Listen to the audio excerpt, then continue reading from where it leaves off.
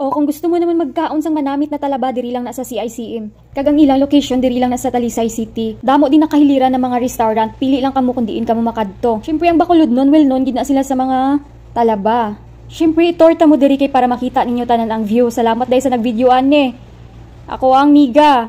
Hindi siya magpakita kay famous ni siya, charot. Bitaw siya jud na ba ang nag-offer na i-video daw ko niya. Sen siya naga kay nagmiga kag vlogger.